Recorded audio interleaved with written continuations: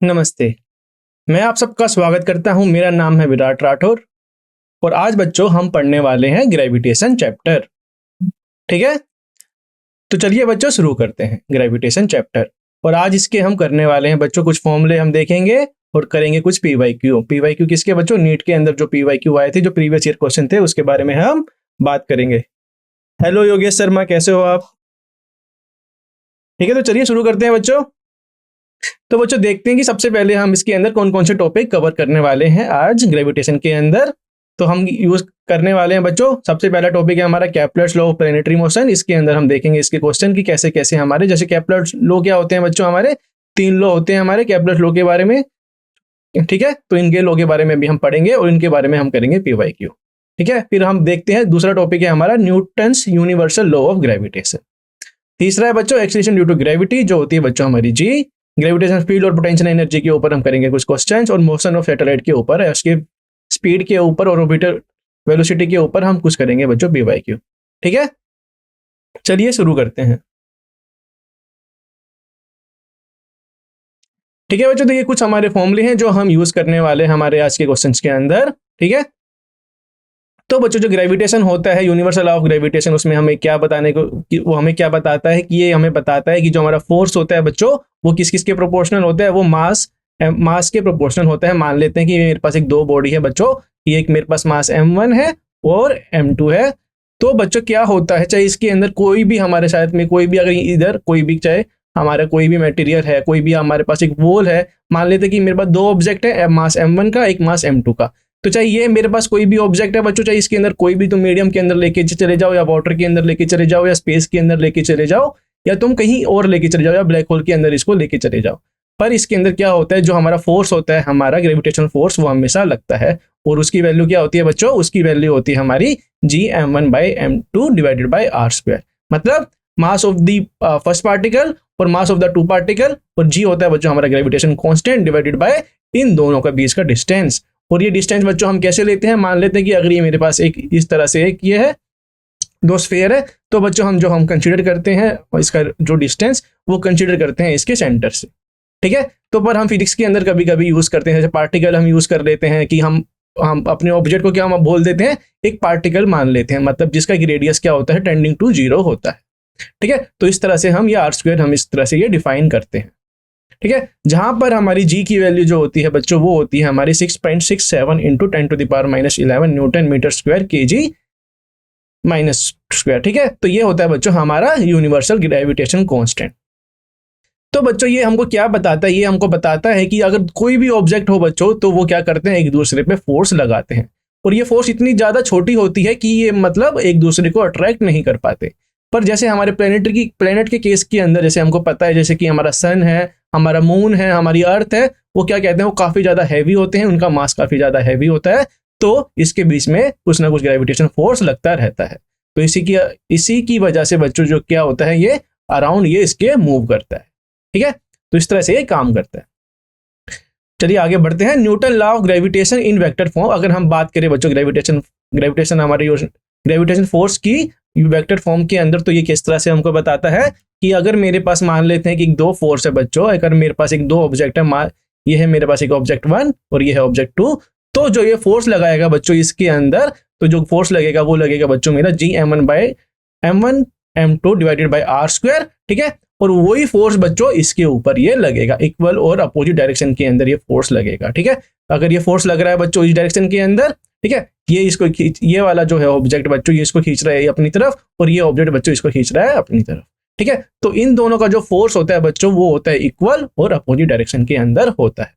ठीक है, तो मैं अगर लिखूं बच्चों फोर्स, अगर मैं लिखूं बच्चों फोर्स ऑफ 1 किसके द्वारा, अगर मैं बाय 2 अगर मैं करूं, मतलब इस पे जो ये मेरा मास है, ये मेरा पार्टिकल जो है मेरा ऑब्जेक्ट है, इस पे जो फोर्स लग रहा होगा किसकी वजह से, दूसरे पार्टिकल की वजह से, तो मैं उसको डिनोट करूंगा F12 से, और मैं लिखूंगा कि Gm1m2 डिवाइडेड बाई r² जो होगा हमारा फोर्स होगा। ठीक है, हाँ, ग्रेविटी क्या होती है हमारी, वो वेरी करती रहती है, हमारे सरफेस के ऊपर डिपेंड करती है। इसके बारे में भी हम पढ़ेंगे योगेश शर्मा। चलिए पहले तो ये देख लेते हैं फोर्स जो होता है हमारा, कुछ फॉर्मूले हम देख लेते हैं। ठीक है, तो इस तरह से क्या होगा, अगर मेरा फोर्स जो होगा 1-2 जो होगा, वो इस तरह से हम डिफाइन करेंगे, और R12 होता है बच्चों हमारा -r21, इस तरह से हम इसको डिफाइन करते हैं वेक्टर फॉर्म के अंदर। ठीक है, तो इन दोनों को हम कंपेयर करेंगे तो हमको क्या पता लग रहा है कि हमको पता लग रहा है कि जो मेरा फोर्स होगा एक की वजह से वो होगा इक्वल और अपोजिट डायरेक्शन के अंदर, ठीक है। उसके बाद हम बात करते हैं बच्चों ग्रेविटेशनल फील्ड की। तो ग्रेविटेशनल फील्ड क्या होती है बच्चों हमारी, वो होती है बच्चों F डिवाइडेड बाई एम। मतलब अगर मेरा जो फोर्स था बच्चों, जैसे हमने फोर्स देखा था, वो था मेरा Gm1m2 divided by R square. तो मुझे अगर मैं इसको डिवाइड करूंगा बच्चों m से, तो मेरा ये इलेक्ट्रिक फील्ड दे देगा, ठीक है। तो ये हो जाएगा बच्चों मेरा इलेक्ट्रिक फील्ड, यहां से कट जाएगा बच्चों m, ठीक है। तो ये होता है बच्चों मेरा इलेक्ट्रिक फील्ड। उसी तरह से बच्चों हम ग्रेविटेशनल पोटेंशियल को हम कैसे डिफाइन करते हैं, उसको हम डिफाइन करते हैं, उसको हम लिखते हैं बच्चों कैपिटल V से, और उसको हम डिफाइन करते हैं -Gm/r से, उसको हम डिफाइन करते हैं। और उसी तरह से अगर मैं इलेक्ट्रिक फील्ड लिखूं बच्चों पोटेंशियल के टर्म में, तो मैं इस तरह से इसको लिख सकता हूं -dV/dr में इसको लिख सकता हूं। तो बच्चों ये कुछ फॉर्मूले हैं, तो ये हमको आने ही चाहिए, और ये वाले फॉर्मूले हम यूज करेंगे हमारे क्वेश्चंस के अंदर, ठीक है। अब हम बात करते हैं बच्चों, जैसे कि हमको पता है कि क्या होती है, जैसे ये मेरी अर्थ है, तो हमको पता है कि जैसे अगर मैं किसी हाइट पे जाऊंगा, अगर मैं किसी हाइट पे गया, अपनी बिल्डिंग के ऊपर मैं खड़ा हुआ, और जैसे कि मैं इधर से मैं क्या, मैंने कोई ऑब्जेक्ट को मैंने फोल्ड कराया, तो मुझे क्या पता लगता है कि ये जो ऑब्जेक्ट होता है बच्चों, वो जी ग्रेविटी से नीचे की तरफ आता है। पर बच्चों ये इस तरह से ये नीचे आता है, पर ये जो होती है हमारी जो एक्सीलरेशन ड्यू टू ग्रेविटी होती है, जिसकी वैल्यू होती है बच्चों 10 मीटर पर सेकंड स्क्वायर, या इसको हम 9.8 मीटर पर सेकंड स्क्वायर भी हम बोल देते हैं।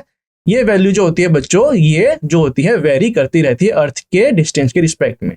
अगर ये मेरे पास अर्थ है बच्चों, अगर मैं मान लो कि कोई दूर मतलब चला जाऊं बच्चों, मतलब मेरे अर्थ से काफी ज्यादा दूर चला जाऊं, मान ले कि मेरे रेडियस r है, और मैं चला जाता हूं बच्चों, एक मान लेते हैं कि 500 किलोमीटर या 1000 किलोमीटर में ऊपर चला जाता हूं, जो यहाँ पर जो ग्रेविटी होगी बच्चों, जो एक्सपीरियंस करेगा, वो ग्रेविटी इसके पास वाले ग्रेविटी से क्या होगी, डिफर होगी। और ये कैसे वेरी करती है ये हम देख लेते हैं, ठीक है। तो बच्चों हमको क्या पता है कि हमको पता है कि जो फोर्स होती है बच्चों, होती है हमारी Gm1/m1m2 divided by R square, ठीक है। तो ये होती है बच्चों हमारी क्या, ग्रेविटी, ये होता है बच्चों मेरा फोर्स। तो मैं क्या कह रहा हूँ, अगर मैं मान रहा हूँ बच्चों, जैसे कि इस केस के अंदर मैं क्या मान रहा हूँ कि मुझे पता है कि ये फोर्स लग रहा है, तो और मैं डिवाइड कर दूंगा बच्चों, जैसे कि मुझे पता है एक्सीलरेशन क्या होती है हमारी, net force divided by total mass, ठीक है। तो F है बच्चों मेरा Gm1m2 divided by R square, इसको मैं मास से क्या करूंगा, डिवाइड करूंगा, तो मुझे मिल जाएगा बच्चों मेरा एक्सीलरेशन, जो होता है बच्चों, अगर मेरा जो है क्या, मेरा हाइट जो है बच्चों काफी ज्यादा कम है अर्थ के रेडियस के रिस्पेक्ट में, तो मेरा जो होगा ग्रेविटी वो आ जाता है मेरा Gm1m2 divided by R square, ठीक है। तो G की वैल्यू क्या हो जाती है मेरी, Gm1m2 divided by R square मेरी ये होती है, ठीक है। सॉरी Gme ये होता है बच्चों मेरा मास ऑफ अर्थ। इस तरह से मैं ग्रेविटी को, एक्सीलरेशन ड्यू टू ग्रेविटी को मैं डिफाइन करता हूं, ठीक है। उसी तरह से मेरा बच्चों अगर क्या होगा कि मेरा कोई हाइट में वेरी करूंगा, जैसे कुछ मैं किसी किलोमीटर के ऊपर लेके चला गया हूं अपने ऑब्जेक्ट को, और मैं उसको वहां से फ्री फॉल करा रहा हूं, तो मेरा उस तरह से वो कैसे वेरी करेगा वो भी हम देख लेते हैं, ठीक है। तो मुझे पता है बच्चों कि अगर मुझे पता है कि ग्रेविटेशनल फोर्स क्या होता है, मेरा Gm1m2 बाय आर स्क्वायर होता है, तो मेरा यहाँ पर क्या हो रहा है, जो मेरा यहाँ पर जो डिस्टेंस होगा, यहाँ पर जो एक पार्टिकल होगा मेरा, ठीक है, ये मेरा पार्टिकल है मास m1 का। अर्थ को भी मैं अगर पार्टिकल कंसीडर कर लूं, या 5 पार्टिकल में कंसीडर भी ना करूं, तब भी हमने बोला था कि हम क्या करते हैं, हम लेते हैं जो डिस्टेंस होता है इसके सेंटर ऑफ मास से हम, सॉरी इसके सेंटर से हम डिस्टेंस लेंगे, जो कितना हो जाएगा, ये हो जाएगा बच्चों r, और मैं मान लेता हूं कि ये बच्चों h हाइट पर है, अर्थ से h हाइट पर ये ऊपर है। तो बच्चों जो हमारा ग्रेविटेशन फोर्स हम लिखेंगे, तो हम कैसे लिखूंगा मैं लिखूंगा Gm mass of earth, mass of that planet, sorry mass of that object divided by r plus h का होल स्क्वायर, ठीक है। इस तरह से ये वेरी करेगा, और मैं डिवाइड कर दूंगा मेरे मास से, तो मेरा क्या मिल जाएगा बच्चों, मुझे मिल जाएगा एक्सीलरेशन ड्यू टू ग्रेविटी, मतलब मेरा जो इसके ऊपर जो एक्सीलरेशन होगा वो कितना होगा। तो इस तरह से मेरा क्या आ जाएगा, GH आ जाएगा बच्चों मेरा Gme divided by RE plus H, जिसके अंदर मास ऑफ ये है अर्थ, M ये बच्चों मेरा मास ऑफ अर्थ, R ये बच्चों मेरा रेडियस ऑफ अर्थ, H है बच्चों जिस हाइट से मैं उसको ऊपर की तरफ ले जा रहा हूँ। और ये हाइट बच्चों कहाँ से मैं मेजर कर रहा हूँ, अगर मेरा ये सरफेस ऑफ अर्थ है, और ये हो जाएगी बच्चों मेरी इस चीज के लिए मेरी ये हाइट हो जाएगी। ये हाइट बच्चों यहाँ से ना होके ये हाइट होती है यहाँ से, क्योंकि हम RE इसके अंदर पहले से ही इसके अंदर ऐड कर रहे हैं। तो बच्चों मैं क्या करूंगा, इसको और एक्सपेंड करूंगा, तो मैं इसको लिख सकता हूँ 1 plus h by RE to the power -2 में इसको लिख सकता हूँ। और बाइनोमियल एक्सपेंशन से मैं क्या कर सकता हूँ, इसको इस तरह से भी मैं इसको लिख सकता हूँ। अगर मेरा जो हाइट होगा बच्चों वो क्या होगा, रेडियस ऑफ द अर्थ से क्या होगा, काफी ज्यादा छोटा होगा। मतलब किस रेंज के अंदर, हमको पता है जो बच्चों की रेडियस ऑफ द अर्थ क्या होता है, वो कितने अराउंड होता है, वो 6400 किलोमीटर के अराउंड ये कुछ होता है हमारा रेडियस ऑफ द अर्थ। तो मैं इसकी बात कर रहा हूं कि अगर मुझे बताना है कि बच्चों मेरी जो एक्सेलरेशन ड्यू टू ग्रेविटी है वो कैसे वेरी हो रही है, अगर मान लीजिए कि मैं 1 किलोमीटर की बात कर रहा हूं या 2 किलोमीटर की, या मान लेते हैं कि 10 किलोमीटर की भी मैं बात कर रहा हूं, तो मुझे देखने को क्या मिल रहा है कि मुझे देखने को मिल रहा है कि जो मेरा 10 किलोमीटर है वो रेडियस ऑफ द अर्थ से क्या है, काफी ज्यादा छोटा है।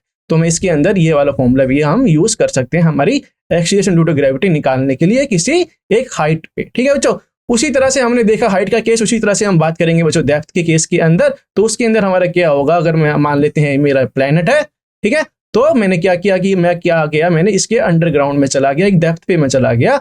तो ठीक है, इस पॉइंट को मैं मान लेता हूं कि ये मैं डी डेप्थ पे मैं चला गया। ठीक है, तो मुझे क्या बोलेगा कि हमसे ये पूछ रहा है कि डी डेप्थ पे क्या होगा हमारा, कि हमसे एक्सीलरेशन ड्यू टू ग्रेविटी ये पूछ रहा है कि यहाँ पर हमारी एक्सीलरेशन ड्यू टू ग्रेविटी कैसे वेरी करेगी, ये भी हम देख लेते हैं बच्चों। तो बच्चों जो ये हम फॉर्मूले हम देख रहे हैं बच्चों, ये हम यूज करने वाले हमारे PYQ में, तो इसलिए ये फॉर्मूले हमको याद होने चाहिए अच्छी तरह से। ठीक है, तो देखते हैं डेप्थ का केस। हमारे डेप्थ के केस के अंदर क्या होता है, हमारे डेप्थ के केस के अंदर होता है, अगर मैं लिखूं, अगर मैं यहाँ पर मैं फोर्स निकाल लूं बच्चों, एक डेप्थ डी पर मैं एक फोर्स निकालूं, तो वो क्या हो जाएगी मेरी, जैसे कि मैं फोर्स लिखता हूं बच्चों Gm1m2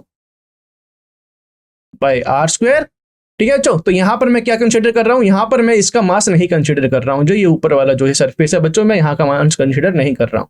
तो मैं मास किसका कंसीडर कर रहा हूं, बस ये वाले हमारे अर्थ के, ये वाला जो है बच्चों हमारा जो ये स्फीयर है बच्चों, इसकी मैं कंसीडर कर रहा हूँ। ये वाला जो पार्ट है हमारा, पार्ट है मेरा अर्थ का, उसको मैं कंसीडर कर रहा हूँ। और ये डिस्टेंस कितना हो जाएगा बच्चों, अगर ये डी है तो ये वाला डिस्टेंस हो जाएगा मेरा r माइनस टी। ठीक है, तो मैं इसको क्या लिख सकता हूं बच्चों, मैं इसको लिख सकता हूं Gm। ठीक है, तो मेरे को अगर एक्सेलरेशन निकालनी है बच्चों, एक्सेलरेशन ड्यू टू ग्रेविटी निकालनी है, तो मैं इसको m से m कैंसिल कर देता हूं। तो मेरा g की वैल्यू क्या हो जाएगी, g को मैं लिखूंगा G, कैपिटल G। m को मैं क्या लिख सकता हूं बच्चों, अगर मान लेते हैं कि मेरी डेंसिटी जो है बच्चों अर्थ की मैं रो मान लेता हूं, तो मैं कैसे लिख दूंगा, और मुझे पता है कि बच्चों मास क्या होता है बच्चों, डेंसिटी इंटू वॉल्यूम होता है। ठीक है, तो इसको मैं लिखूंगा 4/3 पाई r माइनस डी। ठीक है बच्चों, r minus D cube into mass into rho, density of the earth, divided by, और ये कितना हो जाएगा बच्चों, r स्क्वायर। ये हो जाएगा बच्चों हम, क्योंकि इसके अंदर हम कंसीडर कर रहे हैं ये, और ये वाला जो पार्ट है बच्चों इसको हम कंसीडर नहीं कर रहे हैं, क्योंकि हम यहाँ पर देख रहे हैं हमारी एक्सेलरेशन ड्यू टू ग्रेविटी। ठीक है, तो इस पॉइंट के लिए बस इस मैटर्स के ये मैटर करेगा बच्चों। ठीक है, तो ये मैटर के लिए हमको क्या देखने को मिलेगा, जो हमारा सेंटर ऑफ अर्थ से हमारा क्या डिस्टेंस है, वो है बच्चों मेरा r माइनस डी। ठीक है, r माइनस डी इसका स्क्वायर, तो मेरा ये हो जाएगा बच्चों, ये यहाँ से कट जाएगा। कि इसी तरह से मैं क्या लिख सकता हूँ, मेरी जो वैल्यू आएगी बच्चों, जो g की जो वैल्यू आएगी वो डिपेंड करेगी किसके ऊपर, वो डिपेंड करती है बच्चों, तो इसको मैं क्या लिख सकता हूँ, G 4/3। अगर मैं एक नॉर्मल ग्रेविटी लिखूं बच्चों रो के फॉर्म के अंदर सरफेस के ऊपर, तो मैं उसको क्या से लिखूंगा, m को मैं लिख दूंगा बच्चों 4/3 पाई r cube divided by r square. ठीक है, मैं अगर सरफेस की बात कर रहा हूं, तो मैं नॉर्मल जो मेरी ग्रेविटी होती है जिसकी वैल्यू होती है बच्चों 9.8 मीटर स्क्वायर, अगर मैं इसको इस तरह से लिखूं तो मेरा क्या आ जाएगा, G 4/3 पाई की वैल्यू मैं क्या लिखूंगा, अगर मैं इसको इसमें पुट कर दूं तो मेरी G की वैल्यू क्या आ जाएगी, G की वैल्यू मेरी आ जाएगी G r minus D divided by r। ठीक है, तो इस तरह से जो मेरी होती है डेप्थ के लिए वो वेरी करता है। ठीक है बच्चों, तो ये वैल्यू हमेशा याद रखना कि अगर मेरा ये वैल्यू क्या हो जाएगी, इसको अगर मैं ब्रैकेट के अंदर लूंगा तो ये हो जाएगा 1 minus D divided by R of radius of earth. तो बच्चों इस तरह से ये वेरी करता है हमारा डेप्थ के लिए। ठीक है, और हमारी जो सबसे मैक्सिमम जो होती है बच्चों हमारी ग्रेविटी, वो हो जाती है किस पे, वो हो जाती है बच्चों हमारी किसके ऊपर, सरफेस के ऊपर जो हमारी ग्रेविटी होती है वो मैक्सिमम होती है, जिसकी वैल्यू हमको पता है 9.8 मीटर पर सेकंड स्क्वायर होती है। पर हमको ये वैल्यू भी हमको याद रखनी चाहिए बच्चों, जो हमारी हाइट के अगर रिस्पेक्ट के अंदर और डेप्थ के रिस्पेक्ट के अंदर ये वैल्यू हमको याद रखनी चाहिए। चलिए आगे बढ़ते हैं।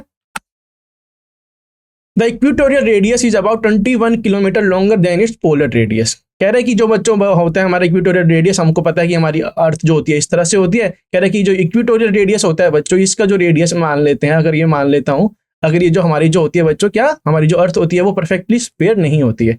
अगर ये r1 है, ये r2 है, तो ये कह रहा है कि सॉरी ये r2 है, तो ये कह रहा है बच्चों कि r1 जो है बच्चों, अगर मैं इसको r1 माइनस r2 करूं तो ये 21 किलोमीटर के अबाउट ये आता है। तो इसका मतलब क्या हो गया, हमको पता है कि g की वैल्यू क्या होती है बच्चों, Gm divided by r square. तो मतलब r स्क्वायर इसकी डिपेंड करता है g की वैल्यू। अगर मेरा r स्क्वायर ज्यादा, अगर मेरा r स्क्वायर बढ़ेगा तो मेरी g की वैल्यू घटेगी। और मुझे क्या देखने को मिलेगा, अगर मैं देखूंगा बच्चों यहाँ पर क्या पोलर पे मैं देखूंगा और इक्वेटोरियल पे मैं देखूंगा, यहाँ पर मेरा रेडियस ज्यादा, तो यहाँ आपकी ग्रेविटी क्या होगी, मेरी कम हो जाएगी और यहाँ पर हो जाएगी बच्चों ज़्यादा, ठीक है, क्योंकि मेरा रेडियस R2 क्या है, कम है, 21 किलोमीटर से वो कम है। तो मैं क्या सकता हूँ कि जी ऑफ पोल मतलब मेरा पोल पे जो ग्रेविटी होगी बच्चों, एक्शन ड्यू टू ग्रेविटी, वो होगी इक्वेटर से ज़्यादा होगी।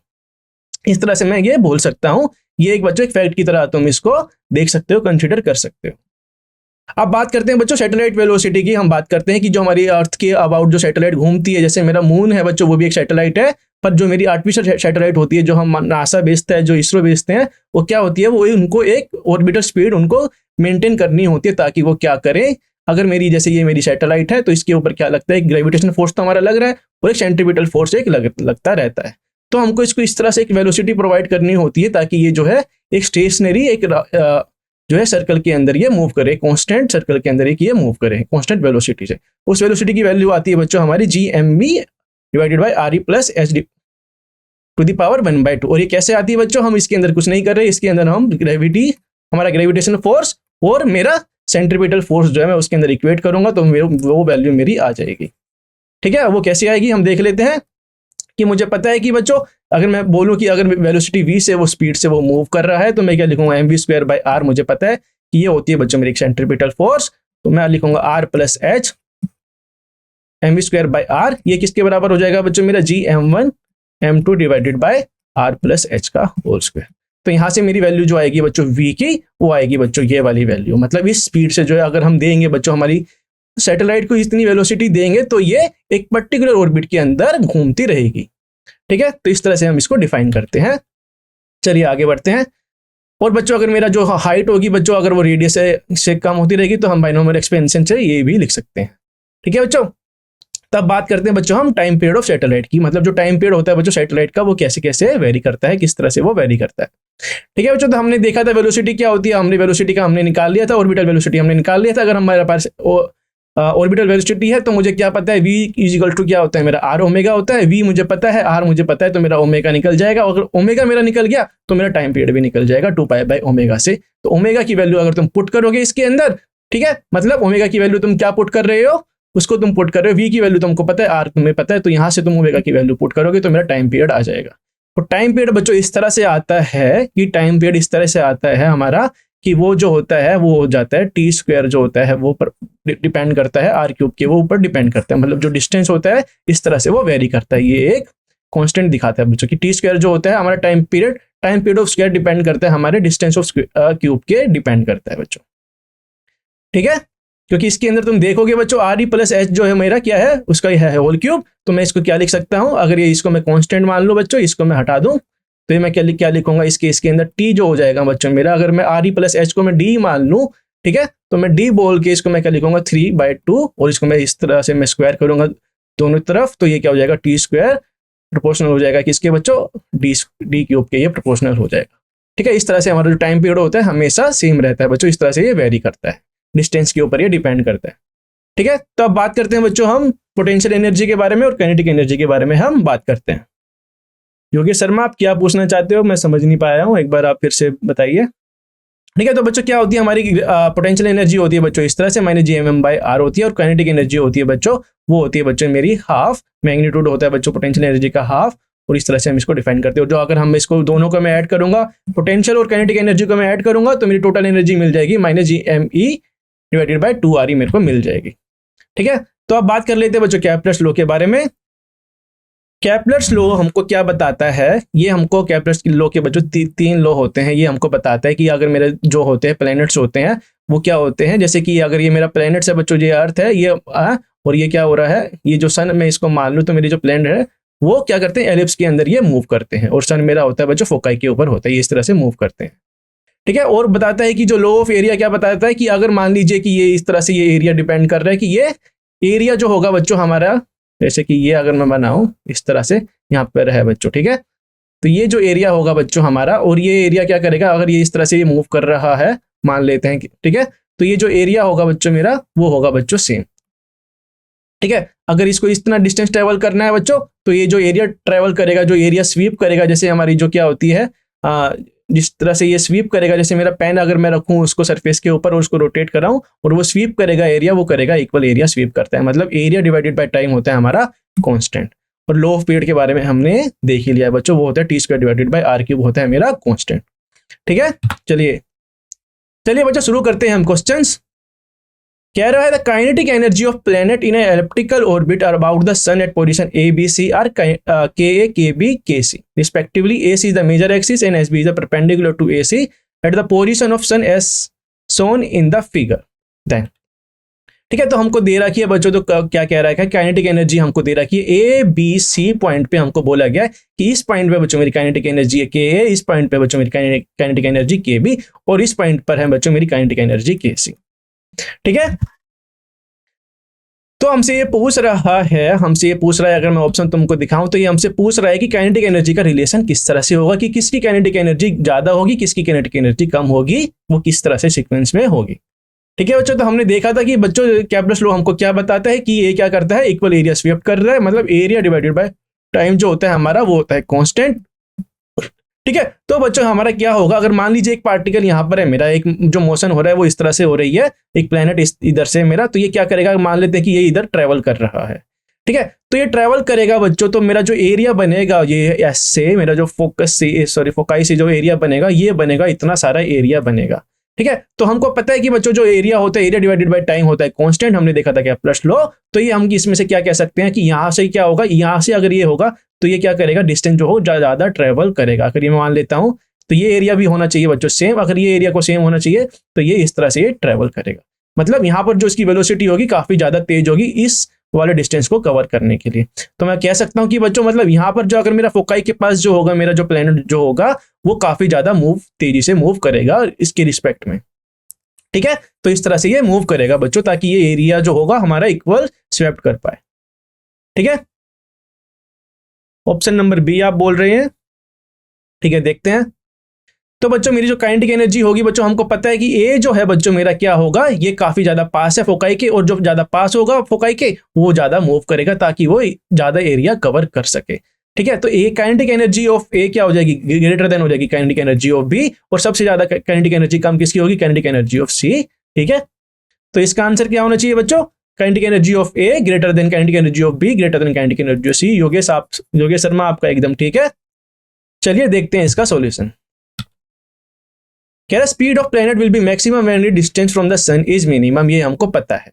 ठीक है, तो बच्चों जो हमारा होगा एंगुलर मोमेंटम वो होगा कंजर्व, तो यहाँ पर बच्चों क्या होगा, ए की जो वेलोसिटी होगी यहाँ पर वो हो जाएगी काफी ज्यादा, और बी पे हो जाएगी कम, और सबसे ज्यादा कम होगी बच्चों यहाँ पर। तो जो काइनेटिक एनर्जी होती है हमें पता है कि वो डिपेंड करती है किसके ऊपर, वो डिपेंड करती है हमारी वेलोसिटी के ऊपर। तो हमारी जो इस तरह से ये काइनेटिक एनर्जी हम डिफाइन कर सकते हैं।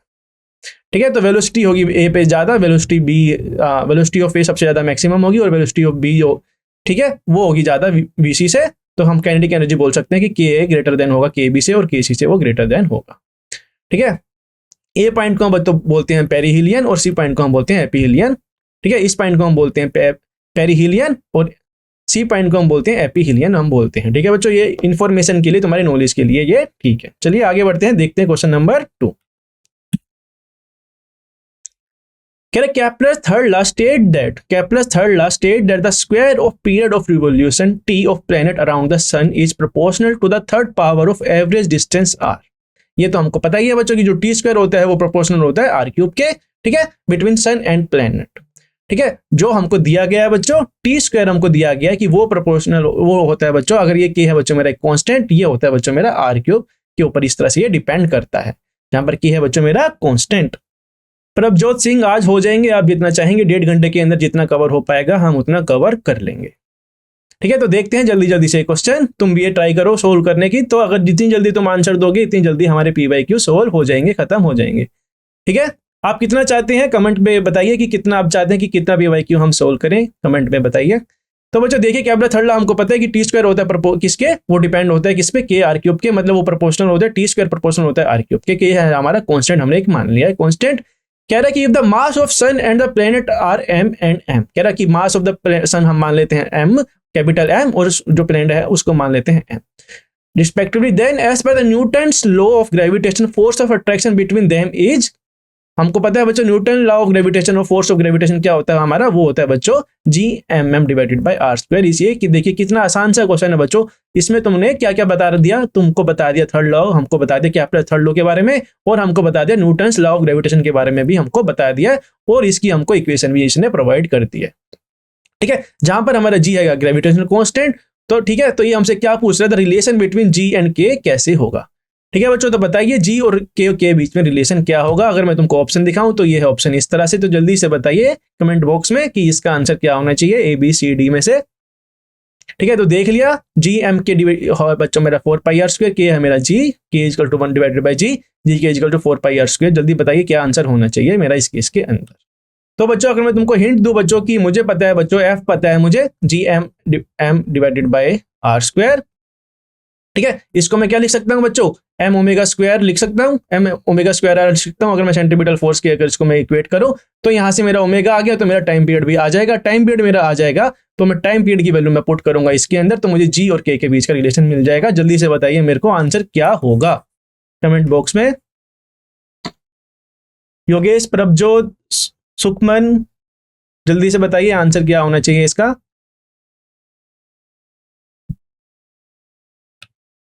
ऑप्शन रहे आपके ये सब। योगेश शर्मा आप बोल रहे हैं ऑप्शन नंबर ए, सुखमन बटर आप बोल रहे हैं ऑप्शन नंबर 3। बिल्कुल सही बोल रहे हैं, ऑप्शन नंबर ए है इसका आंसर करेक्ट। जीएम के जो होगा बच्चों वो हो जाएगा मेरा 4πr² के बराबर हो जाएगा। क्यों, हमने क्या करेंगे इसके अंदर, हमने सिंपल क्या इसके अंदर हमारा ओमेगा निकल जाएगा और हमारा वहां से टाइम पीरियड का जो है फॉर्मूला निकल जाएगा। ठीक है, योगेश शर्मा आपका ठीक है। चलिए देखते हैं इसका सॉल्यूशन। ठीक है, तो हमको पता है बच्चों वी ऑर्बिटल कैसे होती है, हमको निकाली थी बच्चों mv²/r। हमने किया था किसके बराबर, हमने gmm/r² के बराबर करेंगे तो हमारी वी ऑर्बिटल आ जाएगी। तो हमको पता है अगर वी ऑर्बिटल आ गई तो मुझे पता है कि v = r ओमेगा होता है, तो मैं 2πr omega 2πr divided by we मैं इसको लिख सकता हूँ, क्योंकि बच्चों v/r क्या होता है मेरा ओमेगा होता है। तो यहाँ से मैं वी ऑर्बिटल की वैल्यू लिखूंगा तो ये इस तरह से कुछ आएगी, और इसको मैं क्या करूंगा स्क्वायर कर दूंगा, तो t² की वैल्यू ये इस तरह से आ जाएगी। और मुझे क्या पता लगेगा कि ये जो वैल्यू होगी, ठीक है, तो ये इस तरह से आएगा, t² आ जाएगा बच्चों मेरा 4π² gm × r³। ठीक है, तो ये आ जाएगा बच्चों मेरा k की वैल्यू आ जाएगी। k की वैल्यू मेरे पास आ गई तो मैं यहाँ से इक्वेट कर सकता हूँ, तो मेरे को जो फाइनल आंसर मिलेगा, रिलेशन जो मिलेगा मेरे को k और g के बीच में, वो मिलेगा बच्चों gm के जो हो जाएगा बच्चों 4π² के बराबर हो जाएगा। ठीक है बच्चों, तो ये काफी आसान क्वेश्चन था। तो चलिए आगे बढ़ते हैं। The figure show elliptical orbit of planet M about the sun S। ठीक है, तो फिगर क्या बता रही है, इलेप्टिकल बता रही है प्लेनेट का, और एलिप्टिकल ऑर्बिट बता रही है प्लेनेट M का जिसका मास है M किसी सन के अबाउट। ठीक है, the shaded area SCD is twice the shaded area SAB। ठीक है, तो ये कह रहा है कि ये वाला जो एरिया है बच्चों मेरा वो क्या है, इसके डबल है, SAB के डबल है। ठीक है, if time t1 is the time of the planet to move from C to D। कह रहा अगर मैं मान लूं कि जो C से अगर D की तरफ ये आया उसका टाइम मैं मान लूं बच्चों t1। ठीक है, और ये कह रहा है कि t2 में मान लूं किसका टाइम A से लेके B की तरफ ही जा रहा है। तो हमसे पूछ रहा है, ये हमसे पूछ रहा है बच्चों, ठीक है, ये हमको पता लग गया t1 और t2 हमको पता लग गया। तो हमसे पूछ रहा है कि ये वाला एरिया को मैं बोल दूं A1 बोल दूं, तो ये वाले एरिया को मैं बोल दूं A2, और हमको क्या क्या बोल रहा है कि A1 जो है बच्चों 2A2 के बराबर है। A1 अगर 2A2 के बराबर है बच्चों तो हमको रिलेशन बताइए T1 और T2 का। जल्दी से बताइए, मैं आपको ऑप्शन दिखा रहा हूं। ऑप्शन है आपके ये, आपके पास है 20 सेकंड बच्चों, जल्दी सॉल्व कीजिए इसे। और हमको क्या पता है इस क्वेश्चन के अंदर, मैं तुमको हिंट दूं बच्चों, तो मुझे पता है बच्चों जो एरिया होता है बच्चों वो होता है बच्चों मेरा कांस्टेंट, मतलब एरिया डिवाइडेड बाय टाइम क्या होगा मेरा कांस्टेंट होता है।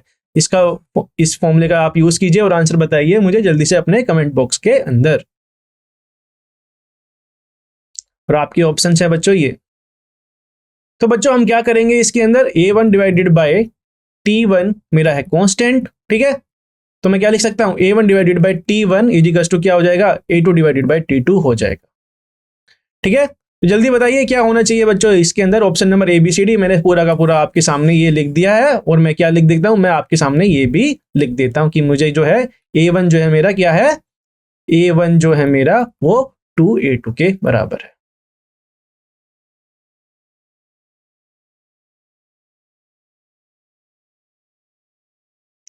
ऑप्शन नंबर C गलत है बच्चों, फिर से ट्राई कीजिए इसे।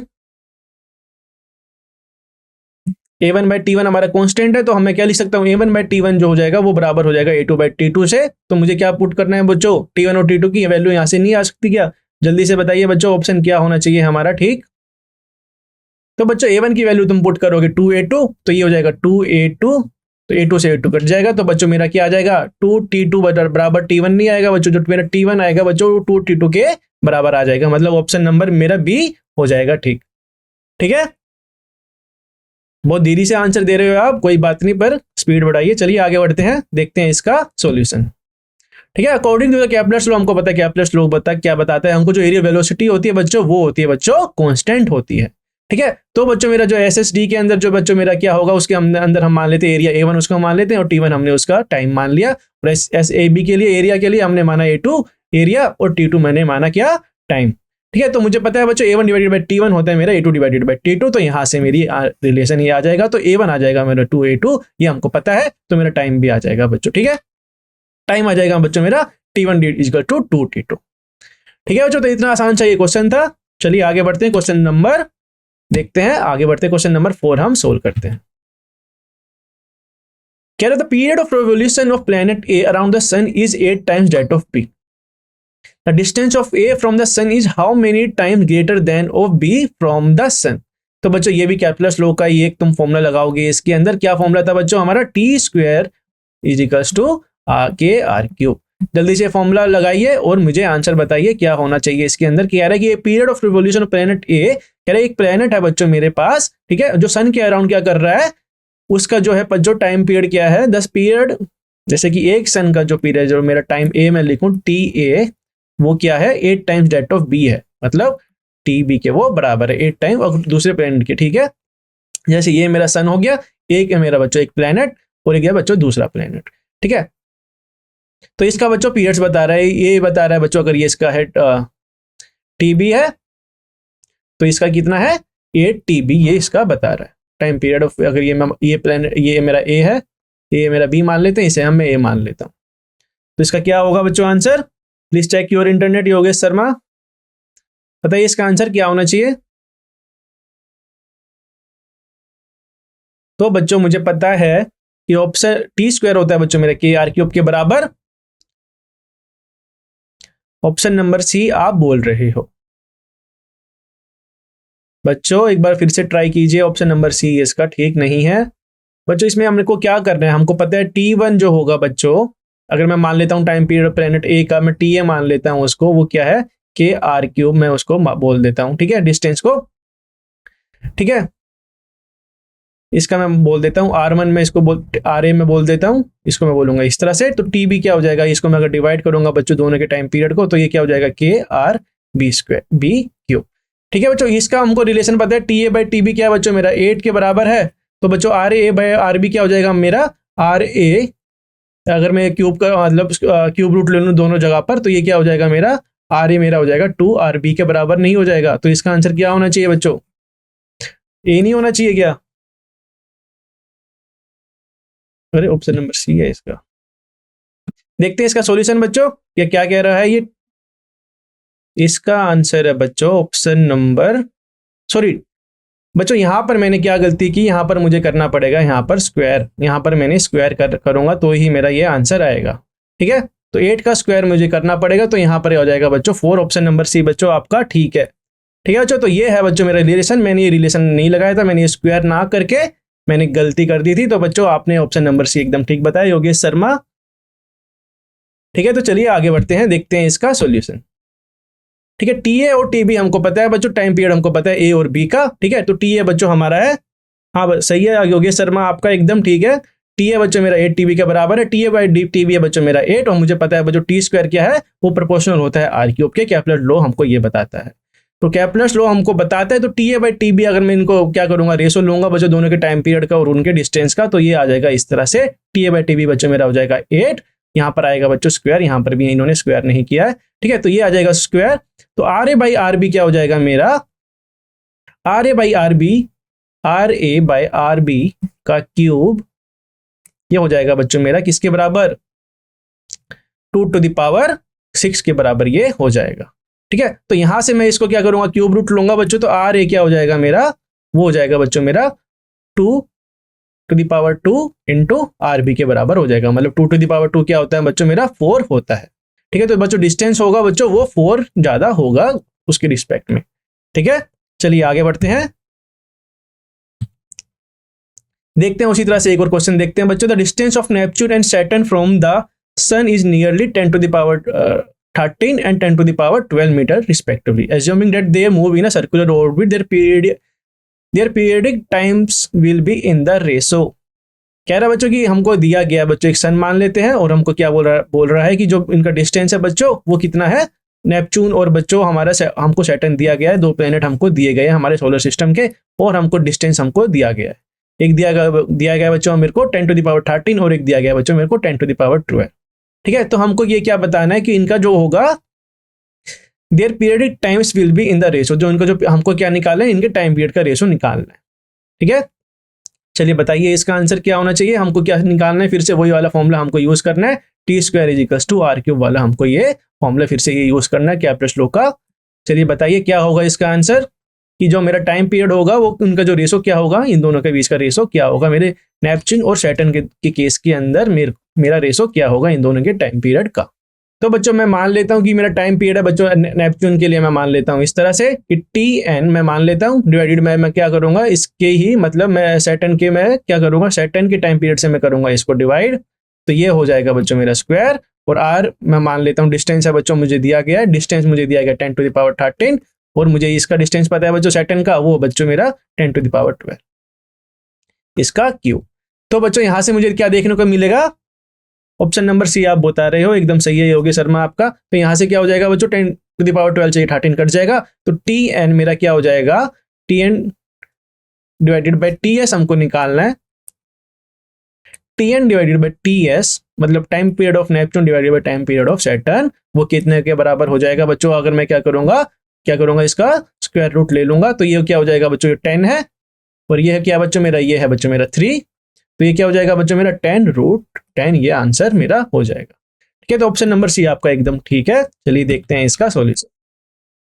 T² होता है बच्चों प्रोपोर्शनल R³ के, ये हमको पता है, तो हमने क्या किया T1 डिवाइडेड बाय T2 किया, तो मेरा 10 to the power 3 आया, और T1 डिवाइडेड बाय T2 आ जाएगा मेरा 10√10। ठीक है, एकदम आसान सा ये क्वेश्चन था। तो देखते हैं question number 6। 2 astronauts are floating in gravitation free space after having lost contact with their spaceship। कह रहे कि 2 एस्ट्रोनॉट है मेरे पास बच्चों जो कि क्या कर रहे हैं स्पेस के अंदर, वो क्या कर रहे हैं फ्लोट कर रहे हैं। और वो फ्लोट क्यों कर रहे हैं, क्योंकि हमको पता है कि जो स्पेस के अंदर ग्रेविटी होती है हमारी 0। ठीक है, तो वहां पे कुछ ग्रेविटी नहीं होती, तो वो फ्लोट कर रहे हैं आराम से। ठीक है, आराम से वो फ्लोट कर रहे हैं, तो ये हमको बोल रहा है द टू विल बी। ठीक है, तो हमको ये बोला द टू विल बी, वो ये क्या एक्सपीरियंस करेंगे, ये हम देख लेते हैं ऑप्शन से कि मूव टुवर्ड ईच अदर, क्या वो मूव करेंगे एक दूसरे की तरफ, move away from the each other, become stationary, keep floating at the same direction between them. ठीक है बच्चों, तो ये ऑप्शन हमको दिए गए हैं कि हमको बोला गया कि 2 एस्ट्रोनॉट ने क्या किया, अपने स्पेसशिप से वो क्या हो गए, डिटैच हो गए, मतलब अलग हो गए, और उनके बीच में क्या होगा ये हमसे पूछ रहा है, उनके बीच की कंडीशन हमको पूछ रहा है कि यहाँ पर मेरा बच्चों एक एस्ट्रोनॉट इधर है, एक एस्ट्रोनॉट इधर है, तो उनके बीच में क्या होना चाहिए बच्चों, पूछिए HD हैकर गेमर्स, पूछिए क्या डाउट है आपका। एकदम सही कहा बच्चों, मूव टुवर्ड ईच अदर। क्यों मूव करेंगे ये आप क्यों करेंगे बच्चों, ये एक दूसरे की तरफ क्यों आएंगे जल्दी बताइए आंसर इसका।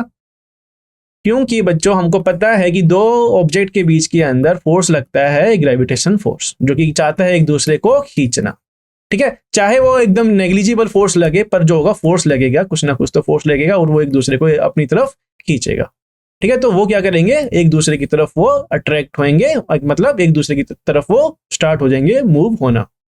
ठीक है, ऑप्शन नंबर डी गलत है बच्चों इसका, keep floating at the same distance between them, ऐसा नहीं होगा। क्यों ऐसा नहीं होगा, ठीक है तो बच्चों ऐसा इसलिए नहीं होगा क्योंकि जो उनके बीच का जो फोर्स होता है, क्योंकि Gm1m2 डिवाइडेड बाय R², बेशक से उनका जो होगा ग्रेविटेशनल कांस्टेंट हमारा काफी ज्यादा छोटा होता है, पर इनके बीच में कुछ ना कुछ तो फोर्स लग ही रहा होगा, और कुछ ना कुछ फोर्स लगने की वजह से, ग्रेविटेशनल फोर्स लगने की वजह से ये धीरे धीरे चाहे इनका एक्सेलरेशन बहुत ज्यादा ही कम हो, पर ये क्या करेंगे, धीरे धीरे एक दूसरे को करेंगे अट्रैक्ट।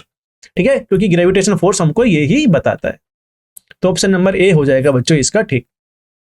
ठीक है, देखते हैं इसका solution. Both the astronaut are in the condition of weightlessness, मतलब जो दोनों एस्ट्रोनॉट बच्चों वो कैसी कंडीशन में है, वेटलेसनेस के, मतलब जो इफेक्ट ड्यू टू ग्रेविटी है बच्चों उनका क्या है, 0 है। ठीक है, तो ग्रेविटेशनल फोर्स बिटवीन देम पुल टुवर्ड ईच, तो मतलब उसके बीच में क्या लगेगा, ग्रेविटेशनल फोर्स लगेगा एक। ठीक है, दोनों के बीच में ग्रेविटेशनल फोर्स लगेगा, और ग्रेविटेशनल फोर्स लगने की वजह से वो दोनों एक दूसरे की तरफ क्या करेंगे, खींचे चले आएंगे। ठीक है, तो बहुत सिंपल सा क्वेश्चन था ये बच्चों, तुमको ज्यादा टाइम नहीं देना चाहिए इन क्वेश्चनों को सोल्व करने के लिए, 20 second is more than enough. ठीक है, चलिए आगे बढ़ते हैं। कह रहा है कि two spherical bodies of mass m and 5m, दो स्फेरिकल बॉडीज है बच्चों मेरे पास, एक मास m है और दूसरी है बच्चों मेरे पास 5m, and radii r and 2r। ठीक है, तो दो बॉडीज है बच्चों मेरे पास मास m और 5m की, जिसका रेडियस r है और 2r है। ठीक है, तो एक मास है मेरे पास m, इसका रेडियस है बच्चों मेरे पास r, और एक है बच्चों मेरे पास 5m, इसका रेडियस है बच्चों मेरे पास 2r। Released in a free space with the initial separation between their center equal to 12r। क्या ये कह रहा है कि मतलब इन दोनों के जो बीच का सेंटर है बच्चों, इन दोनों के बीच का जो डिस्टेंस है वो कितना है, 12r है। 12r है। If they attract each other due to gravitational force only, then the distance covered by the smaller body before collision. कह रहा है कि अगर ये जो है फ्री स्पेस के अंदर हमने ये रखे हुए हैं और ये क्या कह रहे हैं, ग्रेविटेशनल फोर्स की मदद से क्या हो रहे हैं, एक दूसरे की तरफ आ रहे हैं, और एक दूसरे की तरफ आ रहे हैं बच्चों, तो जैसे ये आएंगे तो हमसे पूछ रहा है कि जो डिस्टेंस होगा ट्रेवल करेगा, जैसे हमने एस्ट्रोनॉट के केस के अंदर देखा था बच्चों, कि हमने उसमें देखा था कि दोनों एक दूसरे की तरफ अट्रैक्ट करेंगे, मतलब एक दूसरे की तरफ वो मूव करेंगे, इसी तरह से ये दोनों एक दूसरे की तरफ मूव करेंगे। ठीक है, और ये मूव करेंगे इस तरह से, तो हमसे मूव करेंगे ग्रेविटेशन फोर्स की वजह से, तो हमसे ये पूछ रहा है कि जो हमारा जो है स्मॉलर बॉडी, मतलब जिसका रेडियस r है, वो कितना ट्रेवल करेगा डिस्टेंस। ठीक है, तो इनके बीच का डिस्टेंस हमको दे रखा है 12r, मतलब ये है बच्चों मेरा r, ये है बच्चों मेरा 2r, तो ये वाला डिस्टेंस कितना हो जाएगा बच्चों, इन दोनों के सरफेस के बीच का डिस्टेंस कितना हो जाएगा, वो हो जाएगा बच्चों मेरा r 12r minus r, 12r minus r minus 2r, जो कि होता है बच्चों मेरा 9r। तो ये हो जाएगा बच्चों मेरा 9r का डिस्टेंस कितना है, ये यहाँ से लेके यहाँ तक है। ठीक है, 9r प्लस ये वाला डिस्टेंस प्लस 2r, ये यहाँ से लेके अगर मैं इतना कंसिडर करूंगी, ये मेरा जो 12r। तो बताइए बच्चों की स्मॉलर जो बॉडी है मेरी, वो कितना ट्रेवल करेगी, बताइए बच्चों जल्दी से इसका आंसर। एक हिंट है बच्चों, इसके अंदर तुम यूज कर सकते हो अपना सेंटर ऑफ मास का कंसेप्ट यूज कर सकते हो। अब जल्दी से बताइए इसका आंसर क्या होना चाहिए, कि कितना मूव करेगा मेरा स्मॉलर बॉडी। आपके पास है बच्चों 20 सेकेंड,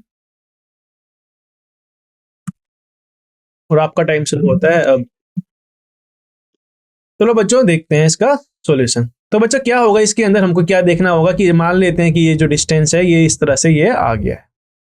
ठीक है, ये दोनों इस तरह से ये टकरा गए, और मान लेते हैं कि ये इसने क्या डिस्टेंस ट्रेवल किया, इसने ट्रेवल किया बच्चों x। ठीक है, तो इसने कितना ट्रेवल किया होगा बच्चों, इसने किया होगा बच्चों 12 माइनस, सॉरी अगर मैं सेंटर से कंसीडर कर रहा हूं तो बच्चों इसने कंसीडर कितना किया होगा, 12r माइनस x इसने ट्रेवल किया होगा। ठीक है, आप बता रहे हैं option number A B option आप बता रहे हैं। ठीक है बच्चों, तो इस तरह से मूव करेगा, तो देखते हैं इसका सॉल्यूशन। हम क्या करेंगे इसके अंदर, हमको बस करना है हमारा सेंटर ऑफ मास कंजर्व करना है। ठीक है, कि अगर मेरा जो मास m है वो ट्रेवल करेगा एक डिस्टेंस, तो वो कितना ट्रेवल करेगा बच्चों मेरा 5m, वो कर लेगा बच्चों मेरा कितना ट्रेवल 5, 12 माइनस x, ये मान लेते हैं ये को ट्रेवल करेगा। तो इस तरह से हम इसका आंसर निकाल सकते हैं। देखते हैं इसका सॉल्यूशन। ऑप्शन नंबर बी आप बता रहे हैं, इसका आंसर बच्चों एकदम ठीक है। आप ऑप्शन नंबर बी, आप परजोत एंड योगेश आपका एकदम ठीक है, सुखमन बटर आपका भी ठीक है, कांग्रेचुलेशन। देखते हैं इसका सॉल्यूशन। ठीक है, let the distance move by the spherical body of mass m is x1। कह रहा है कि जो डिस्टेंस अगर वो ट्रेवल करेगा स्फेरिकल बॉडी, मान लेते हैं वो कर रहा है x1। ठीक है, तो दूसरा जो डिस्टेंस ट्रेवल कर रहा है वो मान लेते हैं उसका x2, और मतलब जैसे कि इसने ट्रेवल किया x1, इसने ट्रेवल किया बच्चों x2, और इनके दोनों के बीच का डिस्टेंस कितना था बच्चों, वो था बच्चों 12। ठीक है, मतलब अगर उनके सरफेस का तुम कंसीडर करोगे तो बच्चों वो हो जाएगा मेरा 9। तो मैं क्या करूंगा, सेंटर ऑफ मास जो होगा बच्चों मेरा होगा रिमेन स्टेशनरी। और ऐसा क्यों होता है बच्चों, मेरा सेंटर ऑफ मास ऐसा क्यों है, ये इसलिए होता है क्योंकि बच्चों जब तक कि ये किसी भी ऑब्जेक्ट के ऊपर कोई तुम एक्सटर्नल फोर्स ना लगाओ तब तक क्या कहोगे, जैसे कि अगर ये मेरे पास ऑब्जेक्ट है बच्चों, अगर मेरे पास ये ऑब्जेक्ट है, जब तक कि तुमने कोई एक्सटर्नल फोर्स नहीं लगाया, इसको पुश नहीं किया, इसको पुल नहीं किया, तब तक इसका सेंटर ऑफ मास क्या रहेगा, सेंटर ऑफ मास रहेगा इसका रेस्ट पर ही। ठीक है, जैसे हम देखते हैं कि अगर मेरा क्या हो रहा है, अगर मेरा एक बोट है बच्चों, वो वाटर के अंदर है, तो हम देखते हैं कि अगर जैसे ये हमारा क्या है, एक पर्सन खड़ा इधर और ये चल के इधर आया, प्लैंक के ऊपर चल रहा है या बोट के ऊपर चल रहा है, तो मेरी जो सेंटर ऑफ मास होगा इस केस के अंदर भी हमारा जीरो ही रहेगा, मतलब वो उसका पोजीशन चेंज नहीं होगा। तो हमारा सेंटर ऑफ मास रहेगा बच्चों स्टेशनरी, क्योंकि कोई एक्सटर्नल फोर्स नहीं लग रहा है, ना तो किसी ने कोई एक्सटर्नल फोर्स लगाया। अब तुम बोलोगे कि बच्चों इसके अंदर हमारा ग्रेविटेशनल फोर्स भी तो लग रहा है, पर ग्रेविटेशनल फोर्स बच्चों एक्सटर्नल फोर्स ना होके वो एक इंटरनल फोर्स है बच्चों, ठीक है। तो इसलिए हमारा जो होगा सेंटर ऑफ मास वो रहेगा बच्चों स्टेशनरी। तो हम इसके अंदर वैल्यू पुट करेंगे बच्चों, mx1 इक्वल टू 5m(x2) और x1 x2 बच्चों मेरा आर है, तो मेरा x1 की वैल्यू आ जाएगी 7.5 r, मतलब जो मेरा स्मॉल बॉडी होगा वो ट्रेवल करेगा, मेरा 7.5 r ट्रेवल करेगा, ठीक है। चलिए देखते क्वेश्चन नंबर 8। कह रहा है spherical planet had a mass mp and a diameter dp.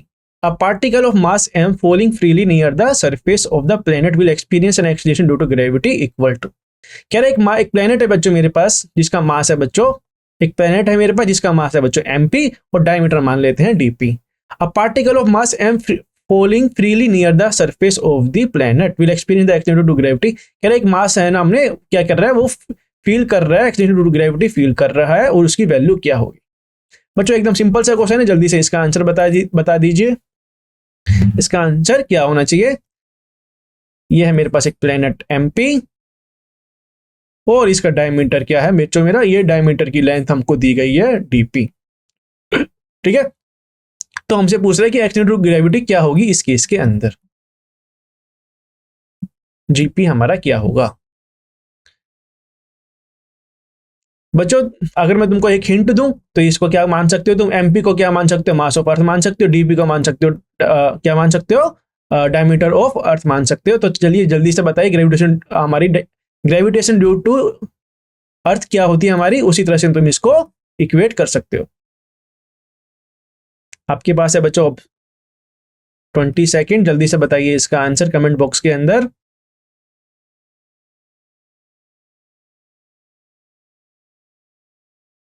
अर्थ के केस के अंदर हमारा क्या होता है बच्चों, अर्थ के केस के अंदर हमारे gravitation acceleration due to gravity क्या होती है मेरी, वो होती है मेरी gm डिवाइडेड बाय r²। ये तुम्हारे पास हिंट है बच्चों, इसके अंदर तुमको बस ये वाली सारी वैल्यू पुट करनी है, तो हमारा आंसर क्या आ जाएगा।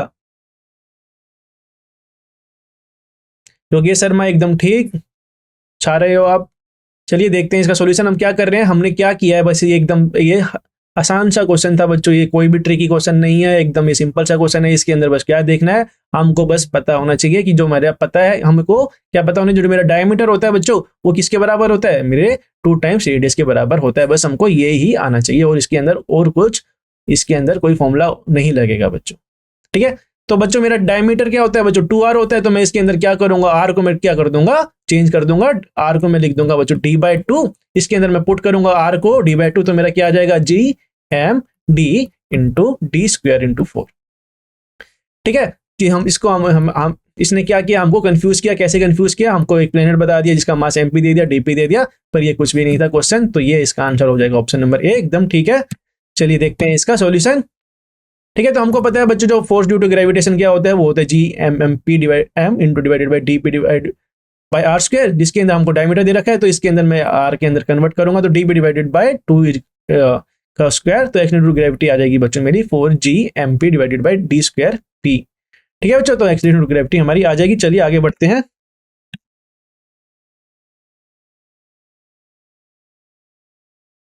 कह रहा है कि 2 sphere of mass m and m are situated in the air and the gravitational force between them is F. The space around the mass is now filled with the liquid of specific gravity 3. The gravitational force will be now. कह रहे दो मास है बच्चों मेरे पास, 2 sphere है, एक मास m है, एक दूसरा मास है कैपिटल M, ठीक है। और मान लेते हैं कि इनके बीच का जो फोर्स लग रहा है बच्चों, ग्रेविटेशनल फोर्स लग रहा है बच्चों, वो लग रहा है हमारा F।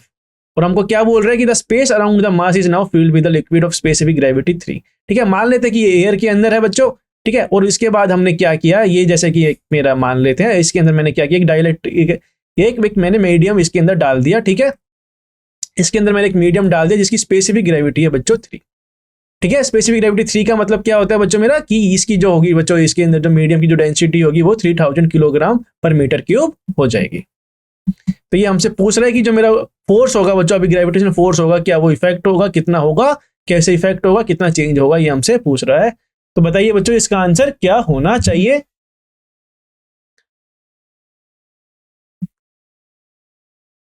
आपके पास है बच्चों इसके लिए 10 सेकेंड। जल्दी बताइए बच्चों इसका आंसर क्या होना चाहिए कि मेरे पास है दो मास और इनके बीच में मैंने क्या किया, मान लेते हैं ग्रेविटेशन फोर्स लग रहा था बच्चों पहले F, और फिर इसके अंदर मैंने क्या कर दिया, एक डाइलेक्ट्रिक कांस्टेंट इसके अंदर मैंने डाल, सॉरी एक मैंने स्पेसिफिक ग्रेविटी का क्या कर दिया, एक मीडियम डाल दिया इसके अंदर, और जो हमारा ग्रेविटेशन फोर्स होगा इसके बाद क्या होगा, वो कितने से चेंज होगा। जल्दी से बताइए इसका आंसर बच्चों। बच्चों हमने क्या देखा था कि मैंने तुमको पहले ही बताया था ग्रेविटेशन फोर्स के बारे के अंदर कि अगर मेरा दो ऑब्जेक्ट है बच्चों मास m1 और m2, ठीक है, इसके बीच के अंदर चाहे तुम लोहे की स्टील लेके आ जाओ, चाहे कुछ भी लेके आ जाओ बच्चों, चाहे 10,000 हाथी खड़ी कर दोगे तुम, तब भी जो होगा मेरा फोर्स जो होगा इन दोनों के बीच का, वो डिपेंड नहीं करता इसके मीडियम के ऊपर। इनका जो फोर्स होगा बच्चों वो हमेशा लगता रहेगा हमारा G m1 m2 divided by r square ही लगता रहेगा। ठीक है, ये मैंने तुमको पहले ही बताया था जब हम फॉर्मूले कर रहे थे बच्चों कि हमारा जब भी होता है कि दो ऑब्जेक्ट होते हैं मेरे और उनके बीच में चाहे कितना ही मटेरियल तुम लेके आ जाओ, उनका जो फोर्स होगा इन दोनों के बीच का ग्रेविटेशनल फोर्स वो हमेशा सेम ही रहेगा, वो चेंज नहीं होगा।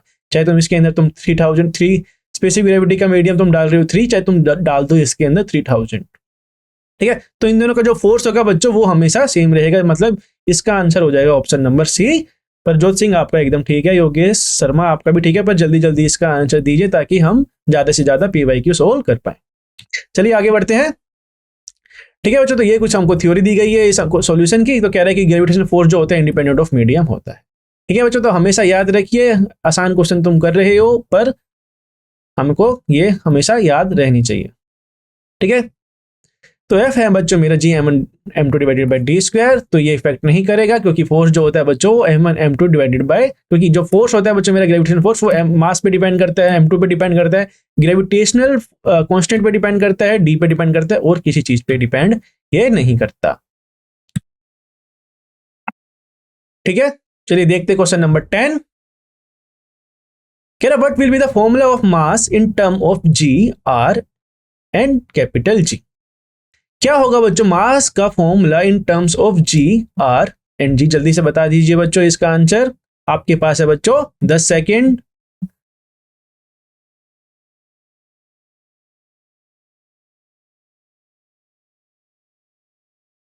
जल्दी से बताइए बच्चों इसका आंसर कमेंट बॉक्स के अंदर।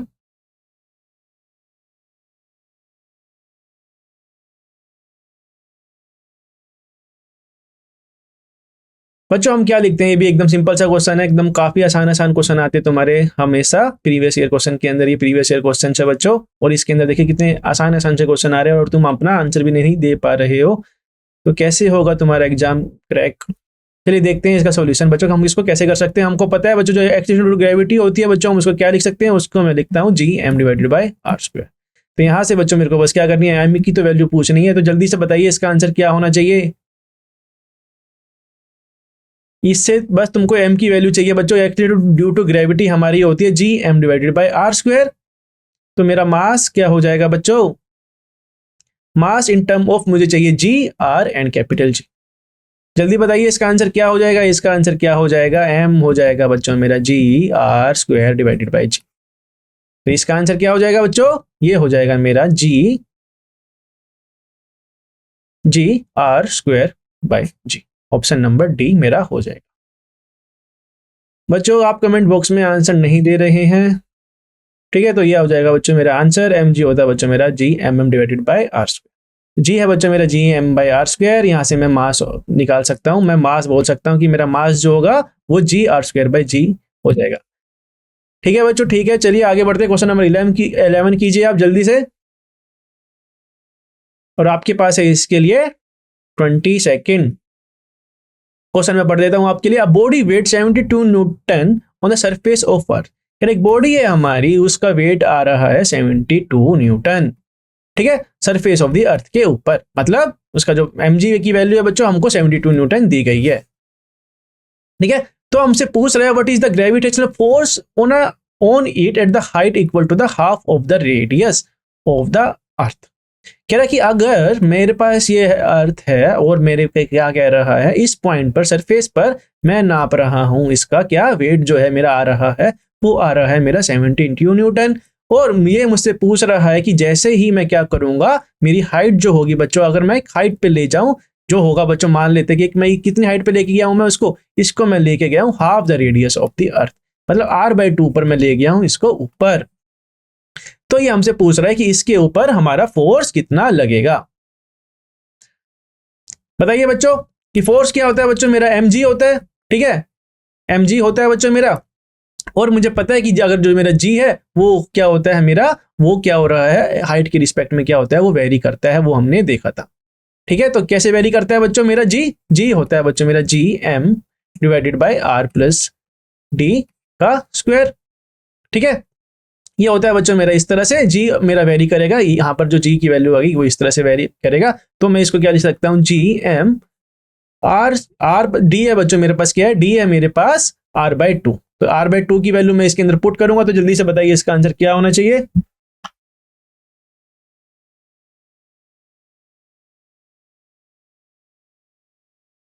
ठीक है योगेश शर्मा, आप ये क्वेश्चन कीजिए, क्वेश्चन नंबर 11।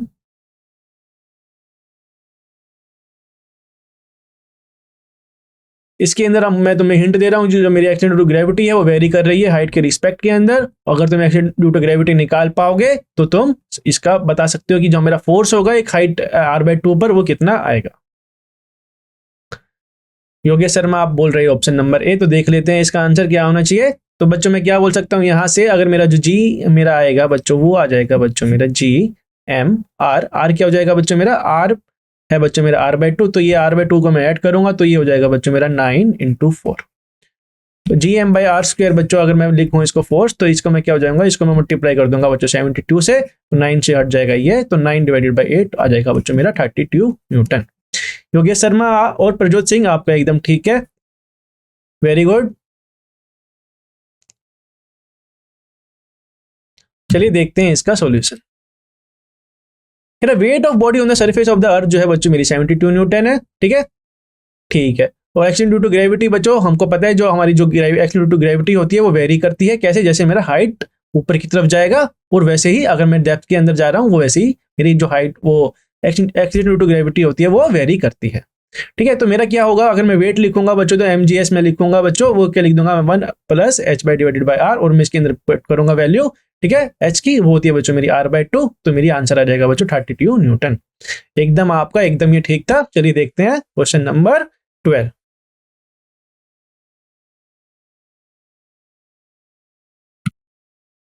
कह रहा है accident to gravity at height 1 kilometre above the earth is same as at a depth d below the surface of earth. कह रहा है कि मेरी जो एक्सीडेंट ड्यू टू ग्रेविटी है बच्चों 1 किलोमीटर हाइट पर, ठीक है, वो सेम है किसके, वो सेम है डेप्थ d के, वो सेम है। अगर मैं डेप्थ d पे वो जाऊं, मान लेते हैं कि किसी d पे मैं जा रहा हूं, डेप्थ d पे, तो वो मेरी सेम है बच्चों, मेरी accident due to gravity same है। तो मेरे को पूछ रहा है कि जो मेरी डेप्थ होगी वो कितनी ज्यादा होगी। बताइए बच्चों इसका आंसर क्या होना चाहिए।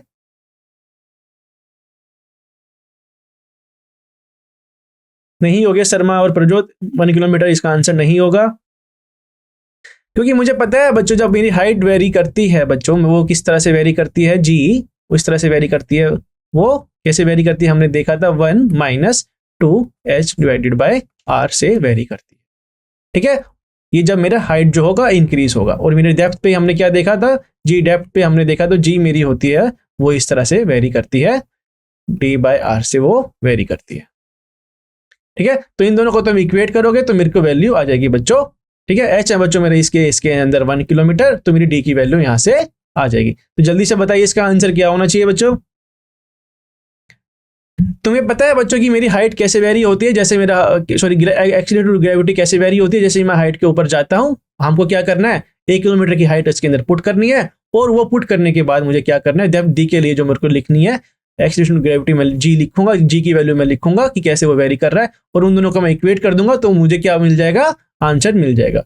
मतलब मुझे क्या इक्वेट करना है, जी डी मतलब डेप्थ जी की वैल्यू एट डेप्थ डी पे और जी की value at height equals to 1 kilometre पे, अगर मैं ये पुट कर दूंगा बच्चों तो ये मेरी आंसर आ जाएगा।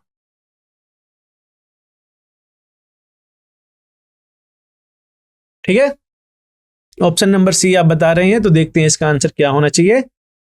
एकदम ठीक है बच्चों, आपका ऑप्शन नंबर सी। प्रजोत, योगेश, आपका ऑप्शन एकदम ठीक है। देखते हैं इसका सॉल्यूशन बच्चों। तो हमको पता है बिलो द अर्थ क्या होती है बच्चों, मेरी ग्रेविटी की वैल्यू वो होती है बच्चों मेरी g 1 - 2h divided by re। और मेरी बच्चों सॉरी हाइट पे क्या होती है बच्चों मेरी g 1 - 2h divided by re। इसके अंदर हमने क्या देखा कि बच्चों हमने क्या देखा था इसके अंदर, जैसे हमने जो वैल्यू होती है वो किस तरह से वेरी होती है, वो वेरी हो रही थी कैसे, r प्लस s से वो वेरी हो रही थी। पर इसके अंदर हम क्या देख रहे हैं, जो मेरी वैल्यू जो है h की वैल्यू जो है काफी ज्यादा छोटी है किससे, रेडियस ऑफ द अर्थ के रिस्पेक्ट में। तो मैं इसको इस तरह से इसको कंसीडर कर सकता हूँ। ठीक है, तो हमेशा ये देखना बच्चों, ये ध्यान रखना कि अगर मेरा h जो है मेरा काफी ज्यादा कम है, h मेरी क्या है काफी ज्यादा कम है रेडियस ऑफ द अर्थ से, तो ही मैं ये वैल्यू ये मैं इक्वेशन यूज कर सकता हूँ। नहीं तो मैं ये इक्वेशन नहीं यूज करके मेरे को फिर से वही क्या करना पड़ेगा, फिर से मेरे को ग्रेविटी की वैल्यू, फोर्स की वैल्यू लिखनी पड़ेगी और डिवाइड करना पड़ेगा मुझको मास से। उसी तरह से मेरा एक्स जी की वैल्यू आएगी। ठीक है, तो इन दोनों को मैं इक्वेट करूंगा बच्चों, तो जी से जी बच्चों कैंसिल हो जाएगा, 1 से 1 कैंसिल हो जाएगा। तो मेरे जो आंसर आएगा वो आ जाएगा बच्चों मेरा, डी की वैल्यू आ जाएगी बच्चों 2h, सॉरी डी की वैल्यू आ जाएगी बच्चों 2 किलोमीटर। ठीक है, तो ऑप्शन नंबर सी हो जाएगा बच्चों इसका ठीक। बच्चों तो हम ये कह रहा है, आगे इसके बारे में भी हम पढ़ लेते हैं, ग्रेविटी के बारे में भी हम पढ़ लेते हैं कि कह रहा है कि जो जी की वैल्यू होती है बच्चों सरफेस के ऊपर, अर्थ के सरफेस के ऊपर होती है वो मैक्सिमम, और सेंटर पर होती है बच्चों 0। ठीक है, क्यों हो जाएगी 0 बच्चों, जैसे कि अगर इसके अंदर हमने देखा था डेप्थ के अंदर ये इस तरह से है, डी की वैल्यू मैं पुट करूंगा बच्चों r, तो ये क्या हो जाएगी बच्चों, ये हो जाएगा बच्चों 1, ये वैल्यू हो जाएगी 1 और 1 - 1 हो जाएगा बच्चों 0। ठीक है, इसी तरह से मैं h की वैल्यू पुट करूंगा बच्चों 0, इसकी मैक्सिमम वैल्यू ये हमको कहाँ देगा, इसके सरफेस के ऊपर ये हमको देगा। तो बच्चों अगर मैं इसका ग्राफ बनाऊं विद रिस्पेक्ट, अगर मैं मान लेता हूँ ग्रेविटी का ग्राफ बनाऊं, तो वो किस तरह से वेरी करेगा हाइट के रिस्पेक्ट में, वो वेरी करेगा। हम यहाँ पे देख रहे हैं कि ये वेरी कर रहा है डेप्थ दी के केस में।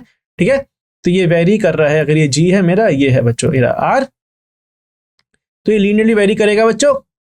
ठीक है, और जैसे ही ये बच्चों मेरा आर इंक्रीज होता रहेगा, तो यहाँ मैं देख रहा हूँ बच्चों कि मेरा जो एक्स टू ग्रेविटी था वो कैसे चेंज हो रहा था, G divided by R plus S से वो डिपेंड कर रहा था। मतलब ये डिस्टेंस जो हो रहा था बच्चों ये स्क्वायर से डिपेंड कर रहा था, मतलब पैराबोला से वो हाइपरबोला से वो डिपेंड करेगा। इस तरह से वो हो जाएगा मेरा, ये होगा बच्चों मेरा लीनियर, ये हो जाएगा बच्चों मेरा हाइपरबोला से ये डिफाइन होगा। ठीक है, ये जैसे मेरा ये कर्व है बच्चों, इस तरह से ये डिपेंड होगा कि मतलब ये होगा लीनियरली वेरी करेगा और मैक्सिमम आ जाएगा ये इधर। चलिए क्वेश्चन नंबर करते हैं 13। The height eight which the weight of the body become 1/16 of its weight on the surface of the अर्थ। ठीक है, तो बताइए बच्चों इसका आंसर क्या होना चाहिए। कह रहा है कि एक वेट है बच्चों, जैसे कि मान लेते हैं कि वेट मेरा आ रहा है अर्थ के ऊपर W। ठीक है, तो मुझे कितनी हाइट मुझे उसके ऊपर जाना पड़ेगा ताकि जो मेरा वेट मुझे क्या लगने लगे, मेरा वेट जो लगने लगे मुझको 1/16 ये लगने लगे। ठीक है बच्चों, तो बताइए इसका आंसर क्या होगा।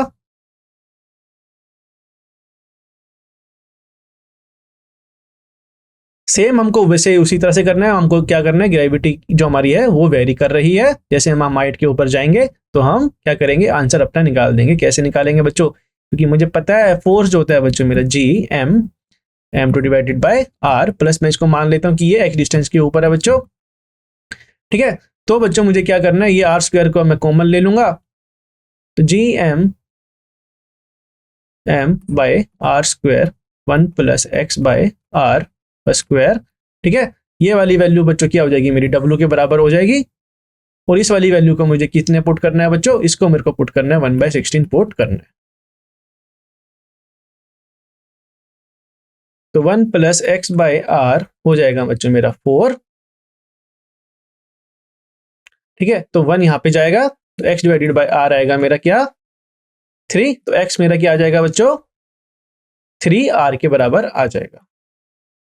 मतलब कि अगर मैं 3r डिस्टेंस मतलब 3 मतलब जो मेरा रेडियस है बच्चों, मेरा रेडियस ऑफ द अर्थ जो कि होता है 6400 किलोमीटर। ऑप्शन ए नहीं बच्चों, मैंने अभी तो आंसर इसका बताया, x = 3r आएगा कि मतलब इतने डिस्टेंस पे क्या होगा मेरा, वो मेरी जो वेट की वैल्यू होगी वो 1/16 हो जाएगी। फिर से सॉल्व कीजिए बच्चों, आपके पास 10 सेकंड है, जल्दी से सॉल्व करके बताइए।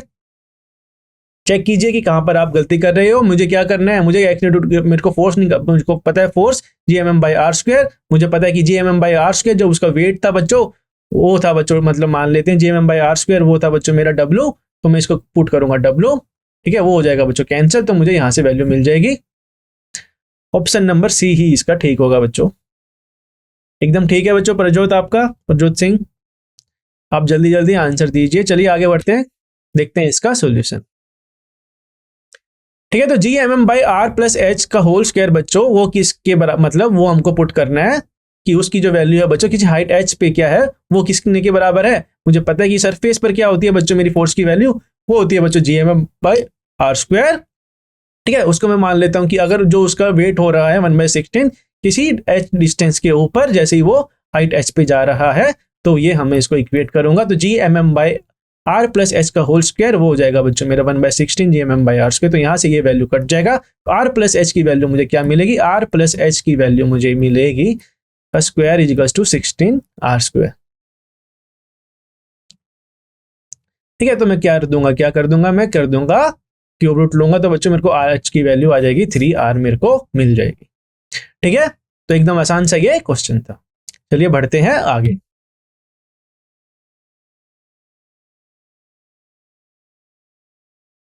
A roller coaster is designed such that the rider experience weightlessness as they go round to the top of hill, whose radius of curvature is 20 meter. The speed of the car at the top of the hill is between.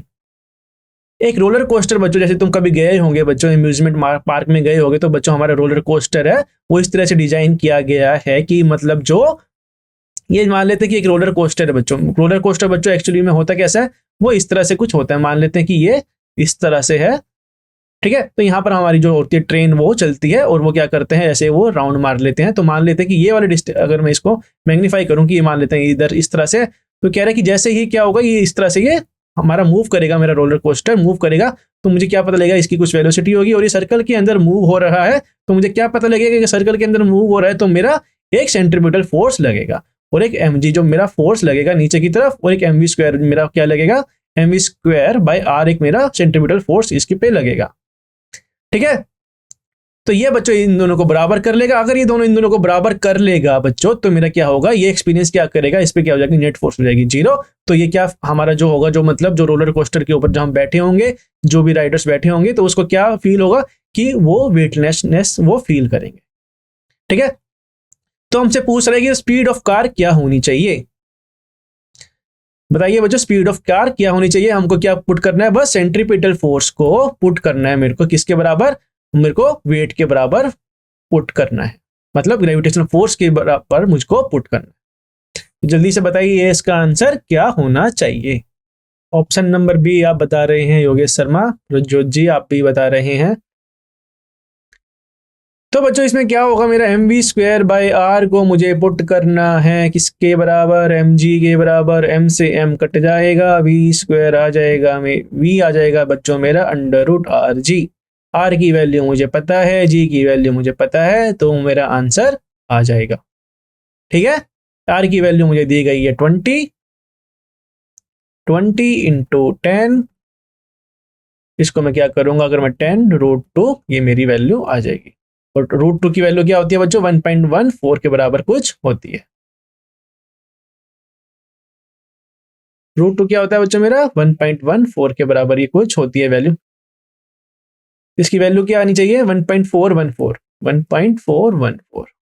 तो इसकी value आनी चाहिए बच्चों option number A. Option number B बच्चों आपका गलत है, क्योंकि जो मेरी वेलोसिटी आ रही है बच्चों वो आ रही है मेरी 10√2। ठीक है, 10 × 1.414, √2 की वैल्यू होती है बच्चों मेरी 1.414। कैसे आ रहा है बच्चों आपका आंसर, देखिए एक बार फिर से ट्राई कीजिए और फिर से बताइए आंसर कमेंट बॉक्स के अंदर। चलिए बच्चों देखते हैं इसका सॉल्यूशन। कह रहा for the rider to experience weightlessness at the top of the hill, the weight of the rider must be balance by the centripetal force. एकदम ये सही कह रहा है कि मतलब जो राइडर को जो है एक्सपीरियंस करना है, अगर वेटलेसनेस को उसको एक्सपीरियंस करना है, तो हमको क्या करना पड़ेगा, हमको देखना पड़ेगा कि जो हमारा जो वेट है बच्चों वो बैलेंस कर ले, किसको, हमारे सेंट्रीपिटल फोर्स को बैलेंस कर ले। क्योंकि हमको पता है कि कोई भी अगर ऑब्जेक्ट मेरी एक v वेलोसिटी से मूव कर रही है एक सर्कल के अंदर, तो उसको क्या लगता है, एक सेंट्रीपिटल फोर्स लगता है। ठीक है, योगेश शर्मा 15 मिनट आप और वेट कीजिए।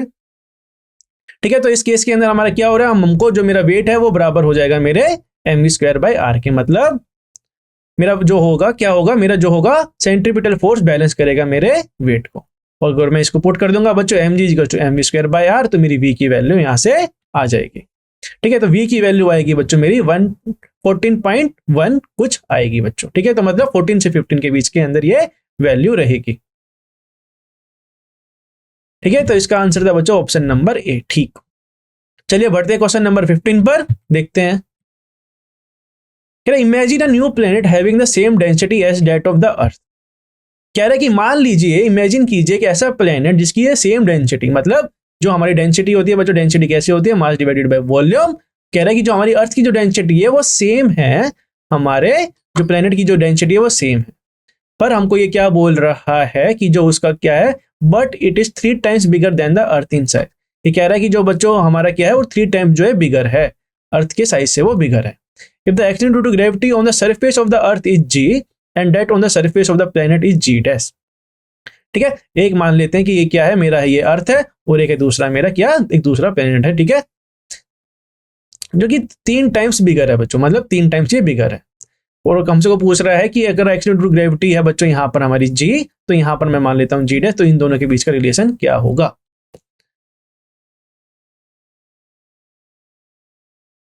ओके योगेश जी, आप जा सकते हैं। चलिए देखते हैं आगे, बताइए इसका सॉल्यूशन। ये क्वेश्चन करके जाइए तो अच्छा रहेगा आपके लिए, काफी अच्छा इंटरेस्टिंग क्वेश्चन है ये। तो बच्चों हमको पता है कि g की वैल्यू होती है हमारी gm divided by r²।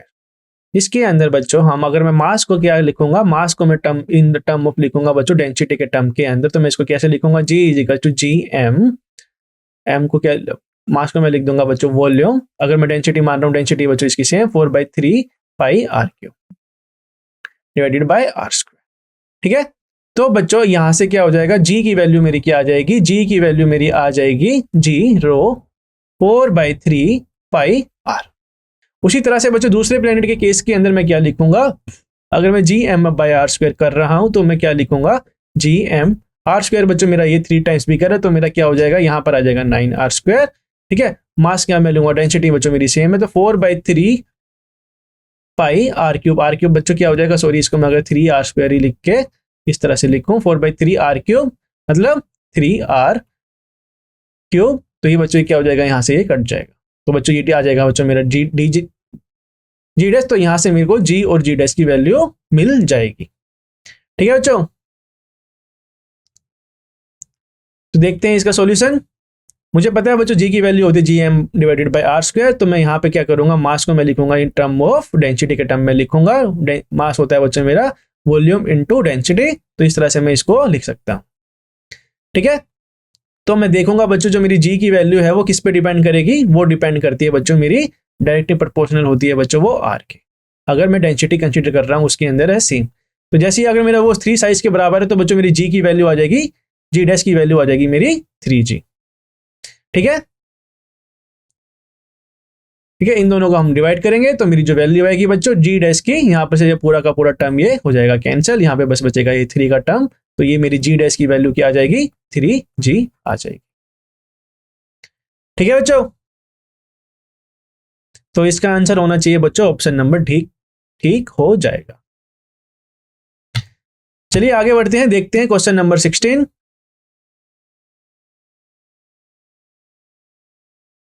The work done to raise a mass m from the surface of the earth to a height h which is equal to the radius of the earth। कह रहा है कि work done क्या होगा बच्चों, अगर एक मास को हम रेस करेंगे एक सरफेस ऑफ द अर्थ से एक हाइट h पे। ठीक है, मान लेते हैं ये मेरा अर्थ है और ये है बच्चों मेरा रेडियस, और मैंने क्या किया इस केस के अंदर, मैंने क्या किया, एक मास m को यहाँ से, ये है मेरा मास m, और मैंने इसको उठा के कहाँ रख दिया, एक हाइट पे रख दिया, और ये हाइट है बच्चों मेरी रेडियस ऑफ द अर्थ के ये बराबर है। ठीक है, तो यहाँ पर है बच्चों मेरा क्या, यहाँ पर था मेरा सरफेस, यहाँ पर था मेरा पहले मास सरफेस के ऊपर, और मैं ले गया इसको हाइट r के ऊपर, तो मेरा इस केस के अंदर क्या होगा, मेरा क्या कह रहा है कि वर्क डन क्या होगा हमारा इस केस के अंदर।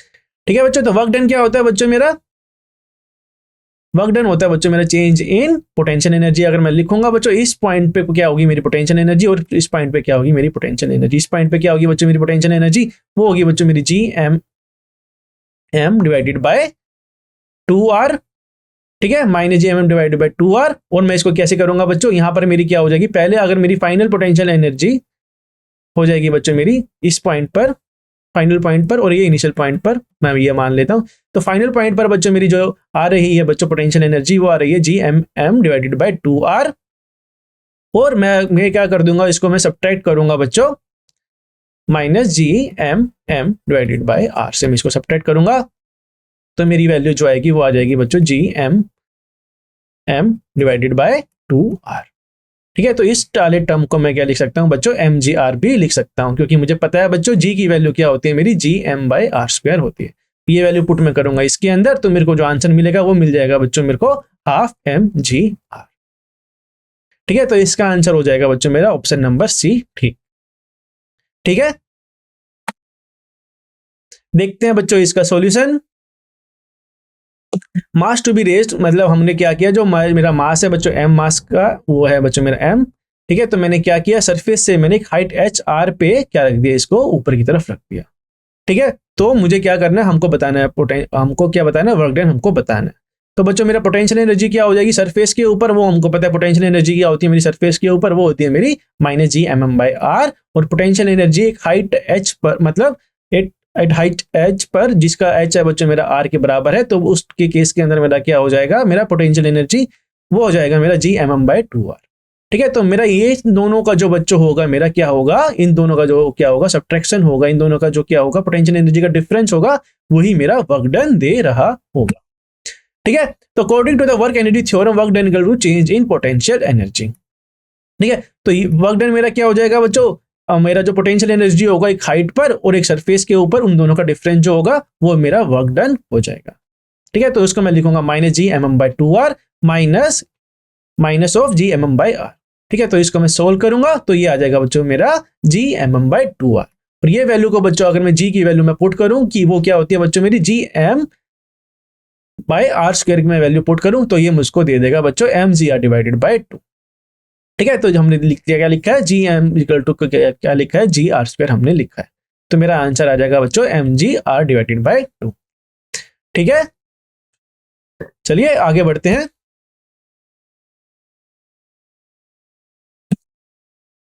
करते हैं बच्चों क्वेश्चन नंबर 17 सोल्व। ये करना है आपको खुद से, आपके पास है इसके लिए 30 सेकेंड है बच्चों। चलिए देखते हैं कौन सोल्व करता है। कह रहा है कि assuming that the gravitational potential energy of an object at infinity zero.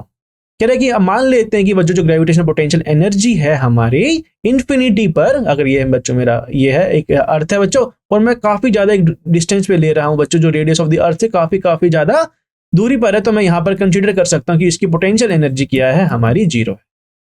ठीक है, the change in potential energy क्या होता है मेरा, चेंज इन पोटेंशियल एनर्जी वो होता है मेरा final minus initial potential energy of an object of mass m when taken to a height h from the surface of earth of radius r is given by. तो बच्चों जैसे हमने पहले question के केस के अंदर हमने किया था, तो ये हमसे क्या कह रहा है, ठीक है, ये हमसे कह रहा है ये है मेरी अर्थ, हमने क्या किया, एक सरफेस से हमने एक हाइट h पर क्या किया, इसको रख दिया। तो हमसे ये पूछ रहा है कि बच्चों हमारा potential energy, change in potential energy क्या हो जाएगा। तो बच्चों एकदम सिंपल सा है ये, मुझे पता है कि बच्चों ये है मेरा इनिशियल पॉइंट, ये है बच्चों मेरा फाइनल पॉइंट, मैं इसको मान लेता हूं। तो बच्चों इनिशियल पॉइंट पर मेरा क्या हो रहा है, इनिशियल पोटेंशियल में इसको बोल सकता हूं, इनिशियल पोटेंशियल मेरा क्या होगा सरफेस के ऊपर, वो होता है बच्चों मेरा G M M by R. ठीक है, इनिशियल पोटेंशियल है मेरा बच्चों minus G M M by R, और मेरा फाइनल पोटेंशियल क्या है बच्चों, मतलब एक हाइट h पर जो मेरा वो कितना पोटेंशियल है बच्चों, फाइनल पोटेंशियल है मेरा G M M divided by R plus h। ठीक है, तो जल्दी से बता दो बच्चों इनका चेंज इन पोटेंशियल क्या होगा, इन दोनों का डिफरेंस क्या होगा, ऑप्शन हमारे कौन से ठीक होंगे, जल्दी से कमेंट बॉक्स के अंदर बता दीजिए। आपके पास है बच्चों 20 सेकेंड, जल्दी से बताइए बच्चों इसका आंसर क्या होना चाहिए। चलिए देखते हैं क्या होगा इसके केस के अंदर। तो मेरा फाइनल पोटेंशियल है बच्चों वो क्या है मेरा G M M divided by R plus H minus G M M by R. तो बच्चों हमको क्या करना है, इसका लेना डिफरेंस। ठीक है, ये बच्चों ये बच्चों मेरा माइनस ही मानेंगे, इसको भी मैं माइनस मानता हूं, तो ये क्या हो जाएगा मेरा प्लस हो जाएगा। ठीक है, तो मैं इसको जी एम एम को क्या कर रहा हूँ, कॉमन ले रहा हूं, तो ये क्या हो जाएगा बच्चों R into R plus H तो ये क्या हो जाएगा बच्चों मेरा, ये आ जाएगा बच्चों मेरा H आ जाएगा। तो मेरा आंसर क्या हो जाएगा बच्चों, ऑप्शन नंबर सी मेरा हो जाएगा ठीक। ठीक है, तो एकदम सिंपल सा क्वेश्चन था बच्चों। हमने इनिशियल पोटेंशियल हमको पता है, पोटेंशियल एनर्जी हमको आता है, वो हमने इस तरह से इसको सोल्व कर दिया। तो देखते हैं इसका सॉल्यूशन। ठीक है, यू है बच्चों मेरा G/m/r। पोटेंशियल एनर्जी बच्चों पॉइंट मान लेते हैं, पॉइंट ए को मान लेते हैं, मतलब सरफेस वाले पॉइंट को मैं मान लेता हूं कि उसका जो पोटेंशियल होगा उस टाइम पर उस सरफेस के ऊपर, वो मुझे पता है वो होता है मेरा -G/m/r होता है। और किसी हाइट h पर बच्चों वो क्या होता है मेरा पोटेंशियल एनर्जी, वो होता है मेरा G/m/r + h होता है। तो बच्चों मुझे क्या करना है, चेंज इन पोटेंशियल एनर्जी निकालना था। मैंने इन दोनों का क्या किया, डिफरेंस लिया। तो वो क्या हो जाएगा बच्चों मेरा G/m/r + h। ठीक है, इसका माइनस का हो जाएगा प्लस, तो G/m/r। तो इसको मैं सोल्व करूंगा तो मुझको आंसर मिल जाएगा G/m/r × r + h। ठीक है, बहुत सिंपल सा ये क्वेश्चन था बच्चों। तो ये चलिए आगे बढ़ते हैं, करते हैं क्वेश्चन नंबर 18। कह रहा है at what height from the surface of earth the gravitational potential and the value of g are -5.4 × 10⁷ joule per kg and 6 meter per second square respectively. Take the radius of the earth to be 6400 kilometre. कह रहा है कि बच्चों कौन सी height के अंदर, मतलब हम कौन से, ये मेरा अगर सरफेस ऑफ द अर्थ है बच्चों, और मैं ऐसी कौन सी हाइट के ऊपर जाऊं कि मेरी जो जी की वैल्यू हो जाए वो कितनी से चेंज हो जाए। मुझे पता है कि बच्चों जी की वैल्यू क्या होती है। जी की वैल्यू अगर मैं मास ऑफ द टर्म में लिखूं तो जी की वैल्यू होती है बच्चों G/m/r², जो की होती है बच्चों मेरी 9.8 मीटर पर सेकंड स्क्वायर। और इसके अंदर ये हमको कह रहा है कि ऐसी हाइट पे चले जाइए, ऐसी हाइट पे चले जाइए जहां पर जो मेरी ग्रेविटी की वैल्यू आ जाए वो कितनी आ जाए, वो आ जाए मेरी 6 मीटर पर सेकंड स्क्वायर की स्पीड। मतलब ये एक्सेलरेशन ड्यू टू ग्रेविटी मेरी आ जाए 6 मीटर पर सेकंड स्क्वायर, ये आ जाए। और मेरा जो पोटेंशियल हो बच्चों वो कितना आ जाए, वो आ जाए मेरा बच्चों -5.4 × 10⁷ जूल पर kg, ये आ जाए। तो बच्चों मुझे पता है ग्रेविटी की वैल्यू क्या होती है। जैसे मैं हाइट को इंक्रीज करता हूं तो उसके अंदर वो पुट करोगे कि G = G/m/m/r², 1 + h/r।